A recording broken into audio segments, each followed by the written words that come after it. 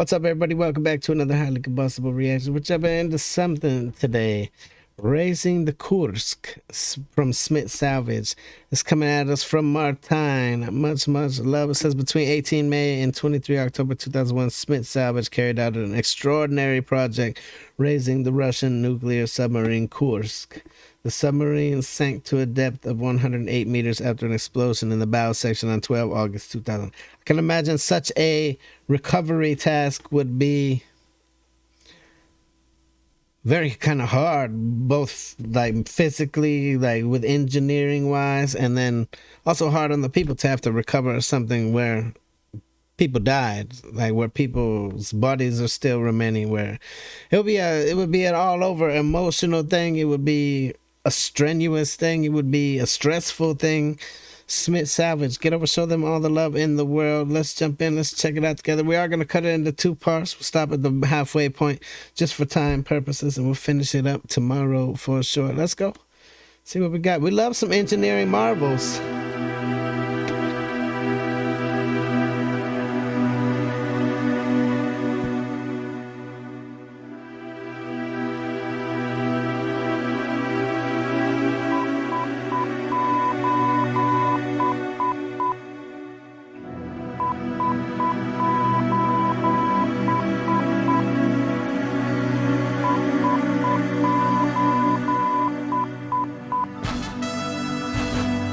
Russische kernonderzeeër. Submarine sank to the seabed after. В атомоходе Kursk. Субмарина, на ней было более 100 моряков.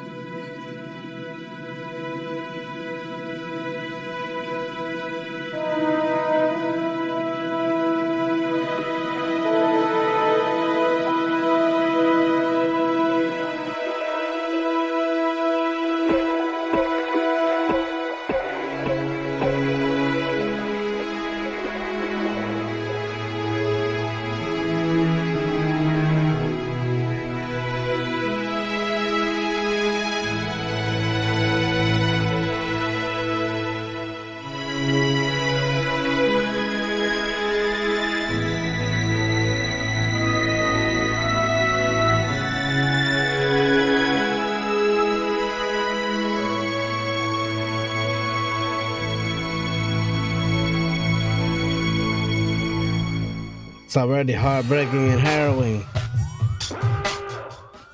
I can't imagine.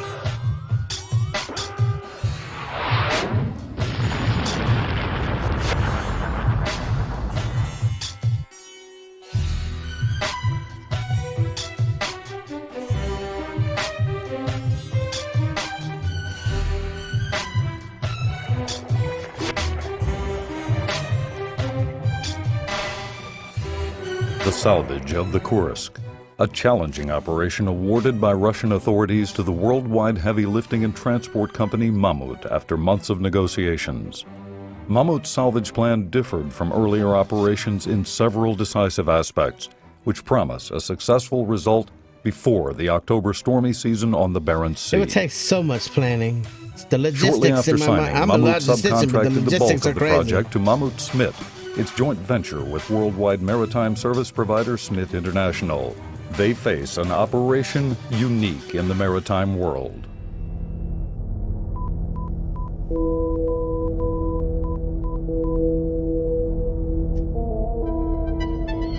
The salvage plan generally is just looks a as little follows. The Kursk, chilling. 155 meters long, lies at a depth of 108 meters below sea level, 70 miles off the coast of Murmansk. Its heavily damaged nose sunk into the seabed clay. To yield a compact object that can be handled during the lifting operation, the damaged front section will be cut off by a specially designed robotic cutting wire. The salvage plan involves lifting the Kursk by means of 26 computer-controlled lifting units, all positioned on a barge. Once the barge is in place, 26 grippers, or lifting hooks, will be guided down into 26 pre-cut holes in the inner and outer hull. When correctly aligned, the gripper units will be hydraulically opened up and clamped under the frames of the inner hull, not unlike a toggle bolt. A bundle of 54 cables will be attached to each gripper. This is like this is crazy engineering. Some futuristic. The cables are lifted by means of strand jacks that are situated on the deck of the barge. Each strand jack has a lifting capacity of 900 tons. Strand jacks lift hydraulically with a special gripping motion, not unlike climbing a rope hand over hand. They're often used for heavy lifts, but usually on land.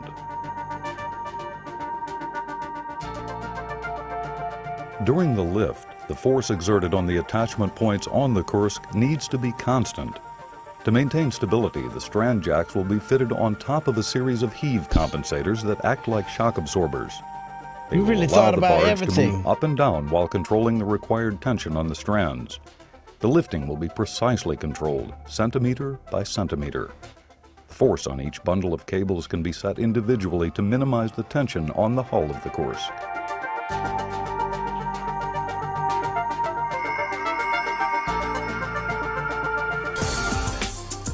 That is The wicked animation made smart it all thinking. look feasible, but the reality was something different.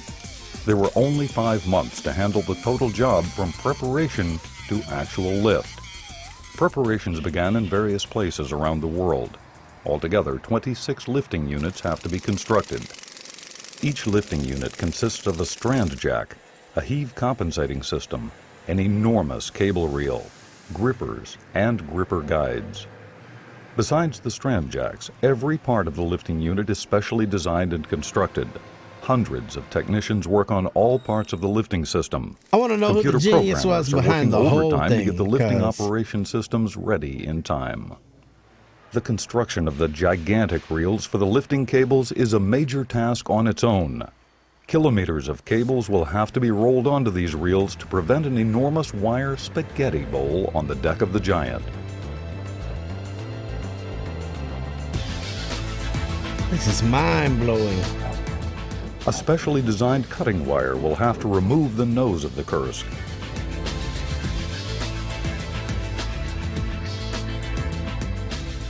This cutting wire, consisting of a steel thread with specially processed buses, is first tested on an old sand dredge.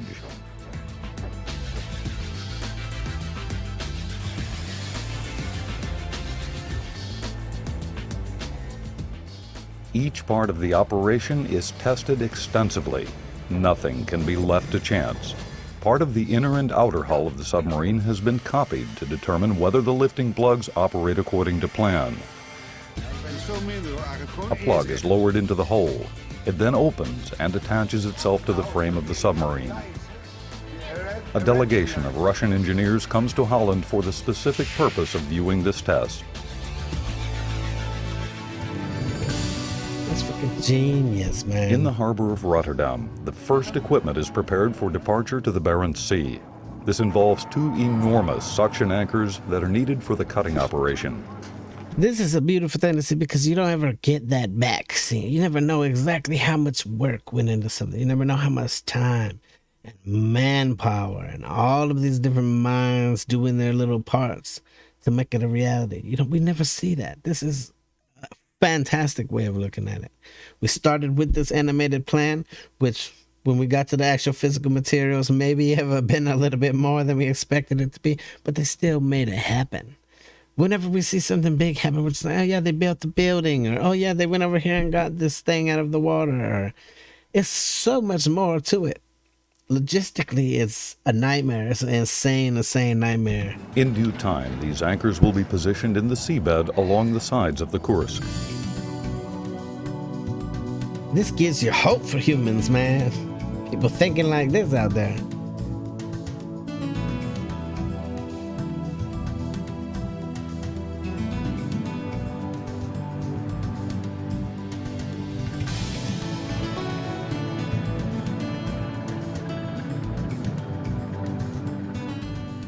It's mid-July, 2 months after signing of the salvage contract, when the pontoon with the sawing equipment leaves the Rotterdam harbor.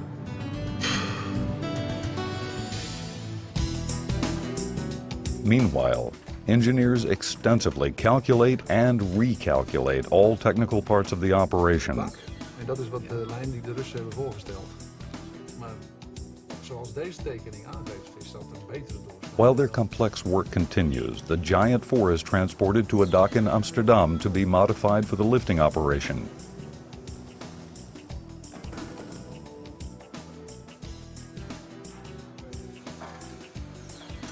This 130-meter semi-submersible barge is normally used for the transportation of heavy loads that are normally placed on deck. Yeah. For this particular job, the barge must be prepared to carry cargo below deck.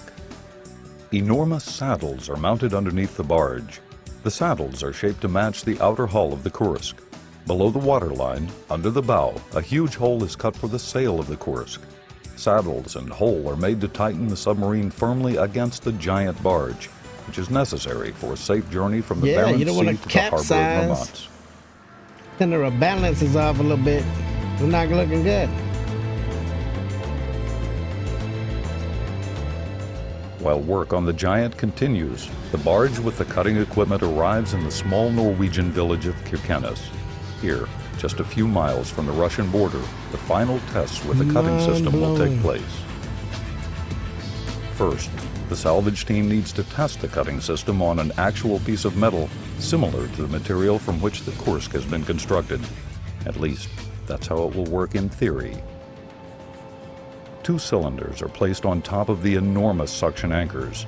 The 2 cylinders, driven by gigantic power packs, have a suction pump that is able to reduce the pressure inside each cylinder, causing the anchors to work their way downwards into the seabed.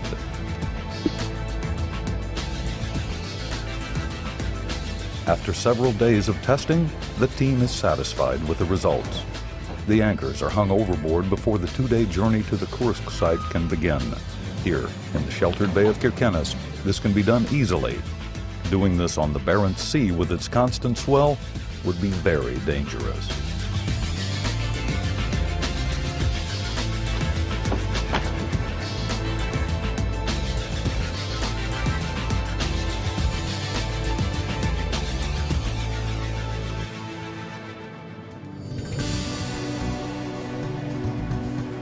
While the pontoon sets course for the Kursk, the finishing touch is put on the Giant in Amsterdam. As all parts need to be assembled on site, an assembly line is created on the quay immediately next to the Giant 4. First, all lifting cables are guided through the strand jacks.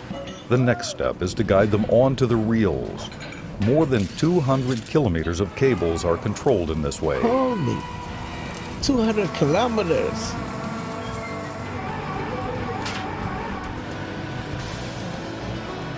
The cables are reeved, and the plugs that will need to be attached to the submarine have now been assembled and are being attached. It's August now. Time is pressing. The deck of the Giant is getting fuller all the time. As soon as a lifting platform is completed, it is hoisted onto the Giant 4 and installed over the holes that have been cut. In addition, the heave compensation system, consisting of 4 nitrogen-driven cylinders for each lifting platform, is installed. 28 containers with a total of 3,584 bottles of nitrogen are placed on deck.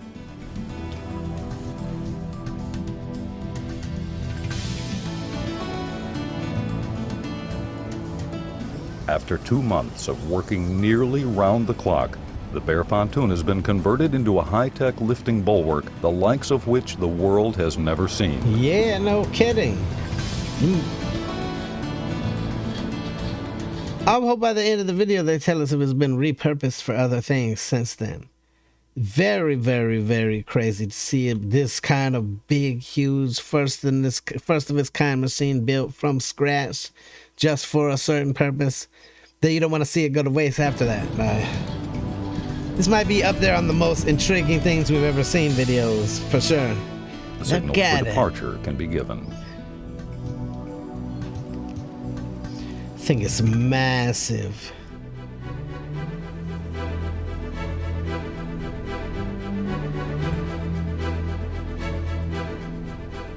Even while work on the Giant is going on, an international team of divers is getting ready in Aberdeen, Scotland for departure. The diving support ship Mayo will function as a command ship during the operation. Without expert underwater work, The Kursk cannot be lifted. Before departure, the divers receive final instructions about what they can expect to encounter. They've been trained in particular to be alert for the potential danger of nuclear radiation.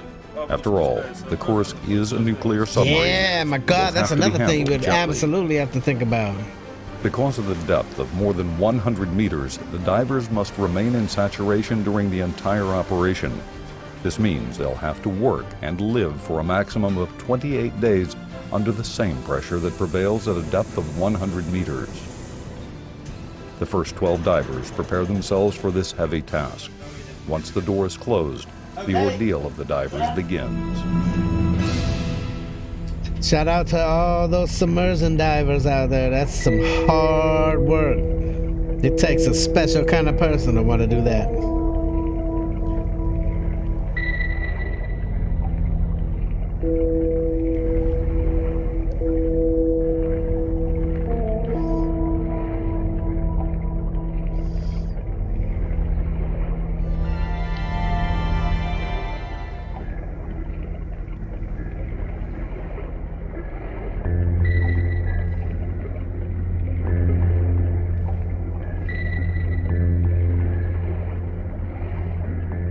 On July 22nd, the Kursk appears on the monitors of the diving ship. Almost a year after the fatal disaster, the first divers are standing on the hull of the submarine. The gigantic task of salvaging this 9,000-ton hulk, including the bodies of the victims, can begin. According to the lifting plan, 26 holes have to be cut in the inner and outer hull of the submarine. This operation will be carried out by the divers. They need to cut the holes using abrasive jet cutting. This involves the use of high-pressure water mixed with a special type of sand. High-pressure water works underwater. That was not one that I saw coming. No time. It makes sense, but my God, I've never seen it used nowhere else, I don't think. Not at those depths, for sure.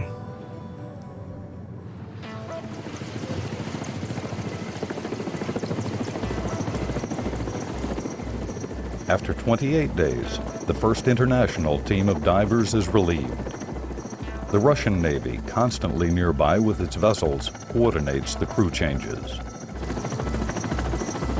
Right here is where we're going to pause today's episode. We will jump back into it tomorrow to see the rest. Absolutely one of the most brilliant operations I've ever seen so far.